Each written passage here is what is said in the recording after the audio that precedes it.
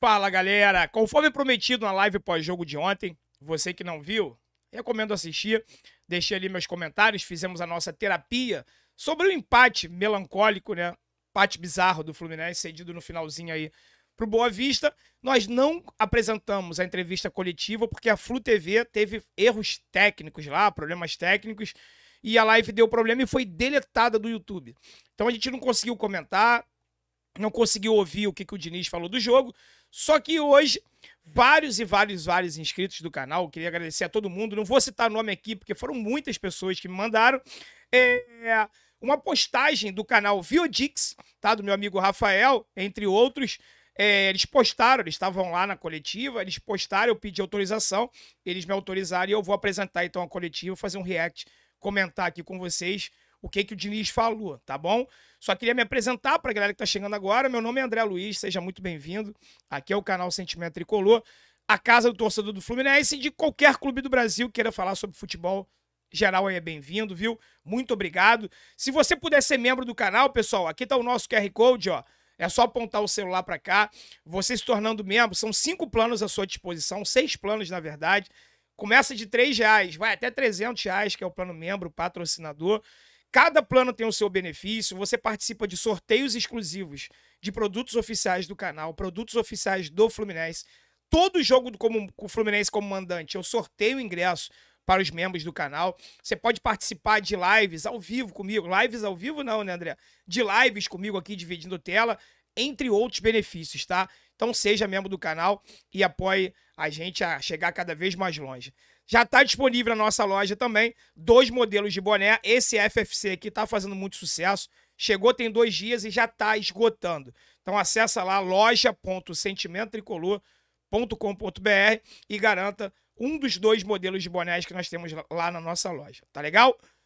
Sem mais delongas, vamos direto à coletiva. Queria agradecer mais uma vez aí a Viodix pela liberação das imagens, tá legal? Boa noite, Diniz, Gustavo Garcia, GE. Globo.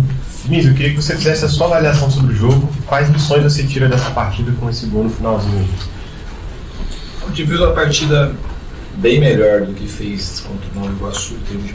Esse é o primeiro ponto aqui que a gente vai debater, pessoal, porque o Diniz ele já abre a coletiva falando que nós fizemos uma partida bem melhor do que o jogo contra o Nova Iguaçu, né? Você concorda com isso? Eu discordo. Eu acho que o Fluminense foi pior.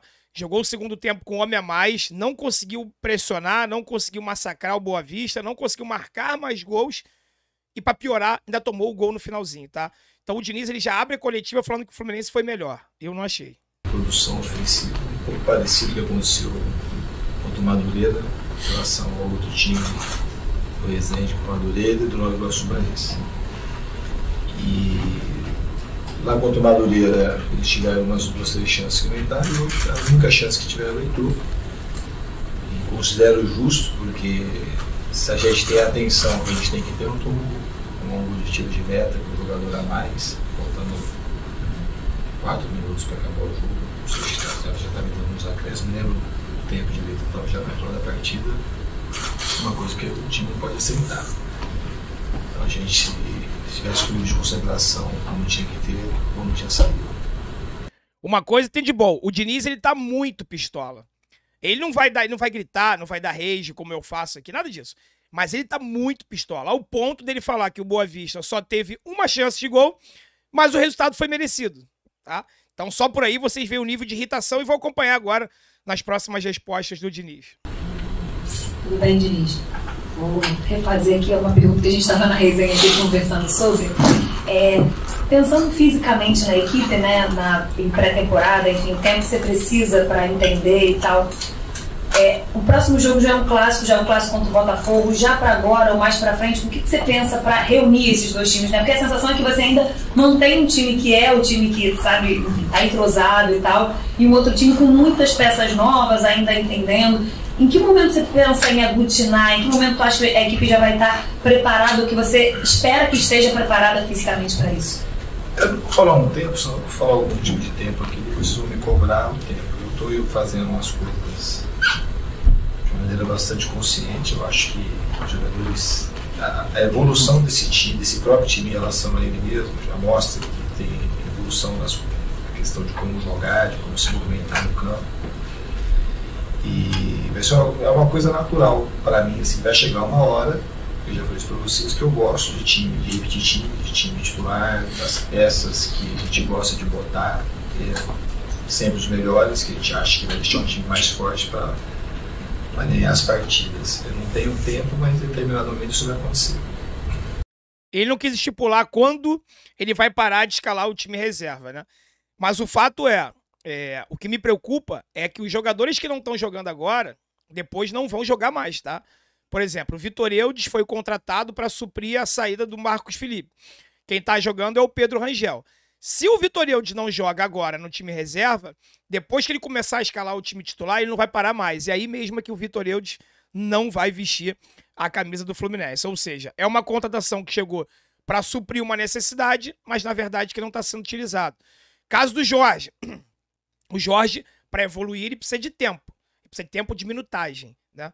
Muito tempo parado, 2 jogos, tá com a perna travada, tá pesado, tá errando muito espaço ainda.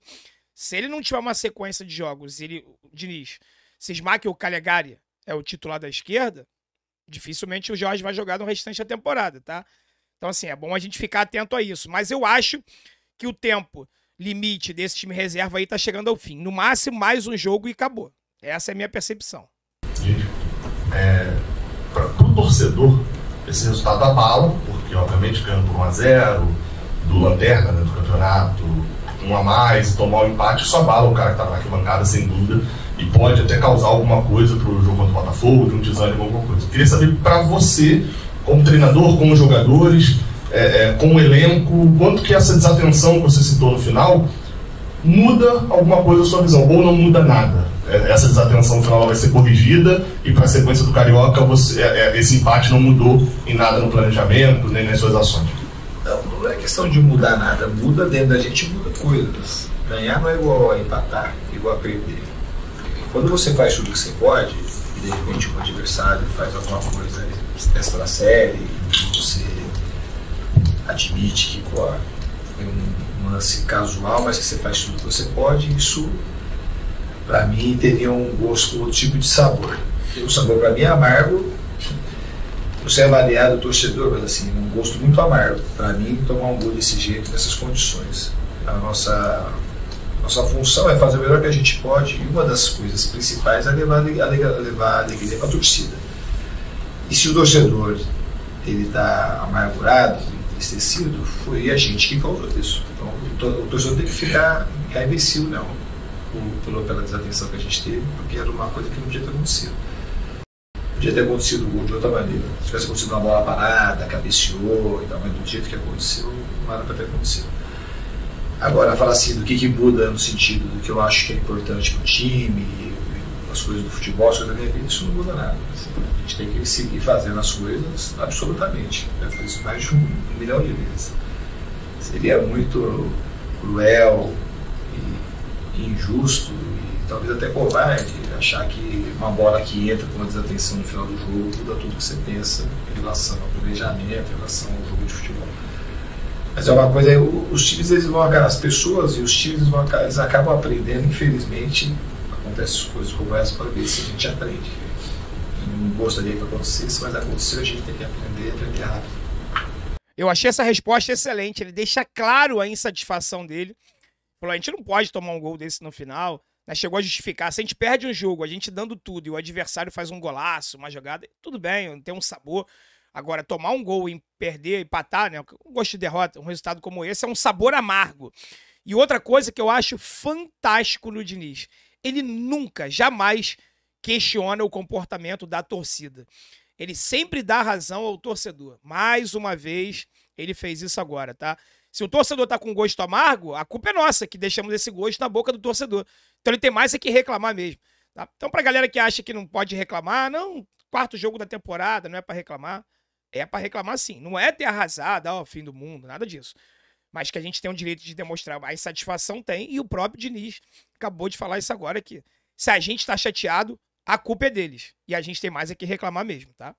O Diniz aqui do outro lado. Domingo o Fluminense tem o primeiro clássico do Campeonato Carioca contra o Botafogo. O Luiz Castro já disse que vem com o time principal. Queria saber o que você está esperando nessa partida. Eu estou esperando um jogo difícil, como foi a nossa última nosso resultado de empate tinha sido inclusive com o Botafogo, uma partida que a gente estava perdendo aqui por 2-0, passando por 2-2. O time do Botafogo no ano passado, da metade do campeonato para frente, se forçou muito bem. Tem bons jogadores, manteve o treinador, que é um ótimo treinador. Então a gente espera um jogo, um grande clássico, que a gente vai procurar fazer o nosso melhor para fazer uma boa partida. Muito bem, gente. Boa noite, Felipe Ferro, saudações tricolores. Eu queria saber... Rapidamente, confirmando o time principal domingo, tá? Então você que tá desmotivado aí no jogo, preocupado, time titular, primeiro clássico do ano, bora lotar o setor sul do Maracanã. Antes mesmo da bola rolar, a torcida, boa parte da torcida avaliou 3 nomes já quando foi anunciado no telão: Felipe Melo, Marrone e Michel Araújo. Eu queria a sua opinião sobre essas vaias da torcida, se você acha legítima ou não, e também uma avaliação individual do Felipe Melo, se você já puder emendar também. Pelo menos eu percebi de fora que quando você colocou o André no lugar do Vitor Mendes, o André fez ali a função de zagueiro e o Felipe Melo de primeiro volante. Queria que você puder explicar isso, por favor. Olha o nível de insatisfação do Diniz com a pergunta. Ele já começa a mostrar incômodo na expressão facial durante a pergunta. Agora, antes de responder, ele para, respira, passa a mão no rosto e olha o que ele começa falando. Então, com essa tua pergunta, tinha muitas perguntas para fazer, mas eu respeito a tua pergunta e vou responder.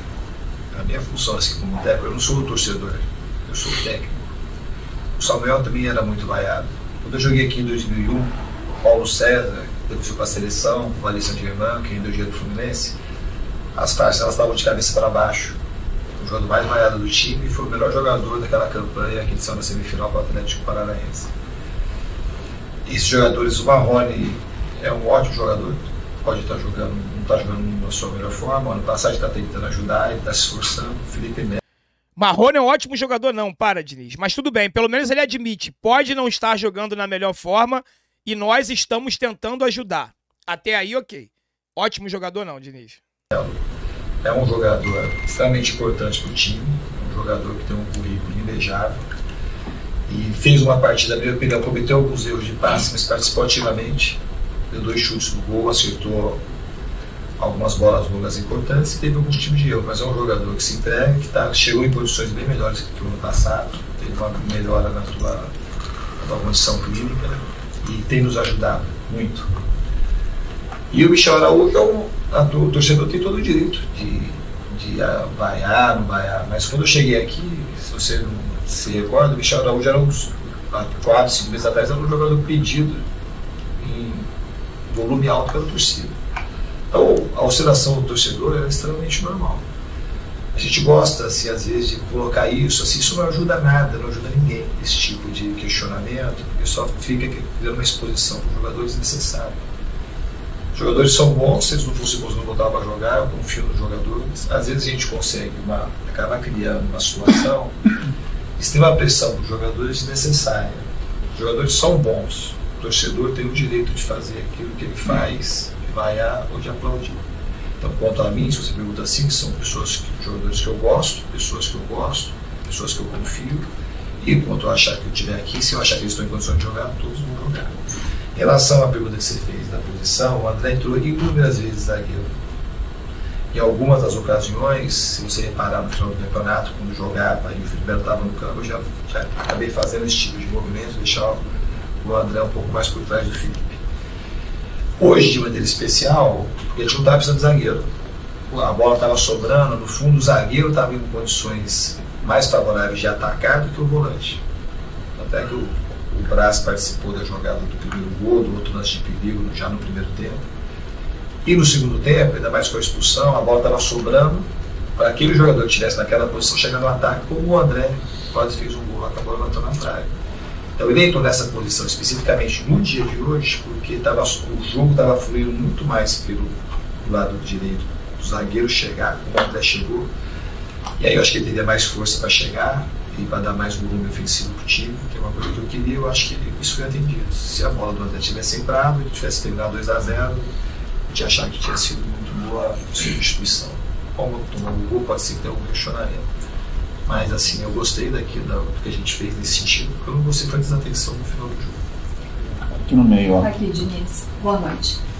Você falou já sobre a forma como vocês levaram o gol, mas eu queria que você analisasse um pouquinho pra gente a parte ofensiva de criação, a velocidade da equipe para trabalhar a bola e tentar levar ali até a pequena área. Em relação a essa equipe, comparar ela com ela mesma, naquilo que você perguntou, a equipe evoluiu bastante no que foi o jogo do Nova Iguaçu para hoje. A gente teve 20 finalizações, chances claras de gol, tivemos, sei lá, pelo menos umas 5, 6, depois contra o Nova Iguaçu, a gente teve um poder de criação bastante baixo com relação à partida de hoje. O que fica de lição do Nova Iguaçu para hoje, contra o Nova Iguaçu, foi 1-0, a gente criou menos, a gente jogou tecnicamente pior, mas a gente foi um time extremamente comprometido e mereceu ganhar de 1-0. E hoje, embora não pareça, pela desatenção que a gente teve, o resultado também foi justo. Saideira. Mais uma vez ele fala, ele está bastante incomodado com a falta de comprometimento dos atletas. Ele chama de concentração, comprometimento. É isso que mais está incomodando o Diniz. Vamos lá, pessoal, última pergunta. Diniz, apesar do resultado, você vê que alguém deixou o gramado com pontos positivos, alguém ganhou pontos com você nesse jogo. Eu queria que você falasse sobre a questão da equipe titular, até pensando no clássico. Você pretende voltar a utilizar o esquema do 4-3-3, como era no ano passado, com o Matheus Martins? Isso é uma questão assim o nosso time jogou num sistema, um sistema 4-3-3, assim, fala assim, que por causa do Iago, a entrada do Iago, então participando do jogador de mim, mas a mecânica do time jogava, não tinha muita alteração, a gente tinha um jogador mais ofensivo ou menos ofensivo. Pode ser que sim, pode ser que não. Em determinado momento pode ser que a gente mude isso, mas assim, o importante é que a equipe consiga ter bastante protagonismo ofensivo, que é uma característica do time, ficar bastante segura, que foi uma coisa que a gente trabalhou bastante no ano passado para ter, e a gente também tem esse ano. Esse foi o primeiro gol que a gente teve, mas embora tenha sido o primeiro gol, talvez esse jogo foi o jogo que a gente se defendeu melhor. Diz respeito às chances de gol cedido, a gente não cedeu, assim, a gente foi ceder essa, a chance de gol que a gente cedeu foi essa que a gente tomou. Então a equipe está evoluindo na questão desse time que jogou hoje. Evoluiu na dinâmica ofensiva e também evoluiu na questão do time ficar mais próximo, de ceder poucas chances ao adversário. Bom, terminou a coletiva. Eu acho que o Diniz, ele tirando ali o que ele fala que o time evoluiu, ele tá se baseando muito nos números ofensivos do Fluminense contra o Nova Iguaçu e contra o Boa Vista na noite de ontem, né? A única ponderação que eu faço aqui é o nível do adversário também, né? O Boa Vista, ele é o lanterna do Campeonato Carioca e jogou o segundo tempo inteiro com um homem a menos. E isso em nenhum momento foi colocado aí na coletiva. Então, óbvio que o Fluminense tinha a obrigação de apresentar números melhores. Afinal de contas, jogou o segundo tempo inteiro com um jogador a mais. Mas mesmo assim, não conseguiu criar aquelas chances claras, transformar o goleiro adversário no melhor do jogo e tudo mais. E ao contrário do professor, quem sou eu? Ele sabe, ele é o mestre, ele é o treinador, ele comanda a equipe. O que mais está me preocupando nessa temporada 2023 é o nosso poderio ofensivo, sim. Eu acho que o Fluminense está criando muito pouco. Deixa eu ver se eu consigo achar. Um inscrito me mandou aqui e eu fiz questão de printar para poder ler nesse vídeo. Deixa eu ver se eu acho aqui. Aqui, ó. Os gols do Fluminense marcados até agora nesse Campeonato Carioca. 1 gol de pênalti, 2 gols contra. O primeiro, no primeiro jogo contra o Resende lá em Volta Redonda. E na noite de ontem, do Boa Vista, foi gol contra. 1 gol de bola parada. 1 gol do Lima pegando de primeira, aquele golaço do Lima. E para por aí. A gente não teve 1 gol de jogada construída. A gente não teve 1 gol e naquela modelagem do time de 2023. Ou seja, eu acho que sim, o Fluminense ofensivamente está deixando muito a desejar até agora na frente, do meio para frente. Claro que de 4 jogos, 2 titular, 2 reserva. Vamos ver. O grande teste para esse time agora, para saber se a gente está realmente iniciando ou não bem essa temporada 2023, é o clássico de domingo contra o Botafogo, que é um time forte, e eu vou fazer um X1 aqui no canal na noite deste sábado. Então já convido a vocês aí, 19h30, sábado à noite, você que não tiver nada para fazer, ou então antes da tua saidinha aí pra night, assiste com a gente aqui, sintoniza aqui no canal, que eu vou fazer um X1 comparando o time do Fluminense com o time do Botafogo, homem a homem, e vamos ver quem leva vantagem nesse X1. Mas clássico é sempre clássico, E eu acho que vai ser o primeiro grande teste do Fluminense na temporada 2023, tá bom? Muito obrigado você que chegou até aqui, deu 20 minutinhos de vídeo, né? A coletiva deu 11 minutos e pouco, mas eu ali fazendo meus comentários e tal. Muito obrigado. Se inscreva no canal se você não for inscrito. Se não tiver deixado o like, deixa agora, tá bom? Fique com Deus, pessoal. Forte abraço, até o próximo vídeo e saudações tricolores.